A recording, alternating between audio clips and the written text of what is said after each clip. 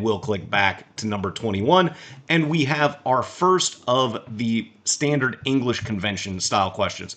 And you want to note what's changing in the answer choices to inform your approach. Here we should note that we've got basically punctuation changing after the word content in each of the answer choices, including where there is no punctuation.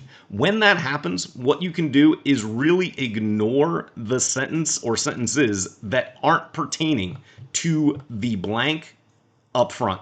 If we're having trouble, we might evaluate that first sentence, but really I shouldn't need to. And we're going to use something known as the vertical line test. So I'm going to highlight around the blank, and we're going to just open up that little note thing here again. And we're going to put a vertical line, and that vertical line is going to represent where our punctuation lies. And we're going to have the word content before the vertical line, and then we've got in that after the vertical line. And we want to consider whether before the vertical line we have a complete independent clause that could stand on its own as a full sentence, and whether after that vertical line, starting with the phrase in that, we have a complete idea that could stand alone as its own independent sentence. So we will read just from the word Gitlin's. Gitlin's use of the term referenced TV studios' practice of repackaging successful narrative formulas as new content. Okay, that's a complete sentence. We've got a subject and verb of Gitlin's use, and then, Gitlin's use reference, right? So that's a complete idea. And now we're going to read from in that.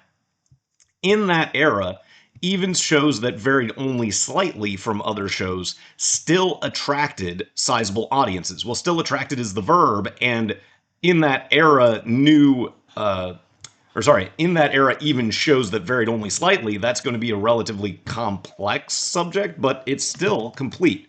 So now we know that we've got a complete idea before the punctuation theoretically and after the punctuation theoretically. We can't just separate with a comma then. That would come between a complete and incomplete idea. We could separate with a semicolon, however, so we'll hold on to choice B. Then choice C, we can't have no punctuation at all, so goodbye to choice C. And then choice D, we don't want to have a comma again, so goodbye to D. We will read this with the pauses mentally to see if everything works.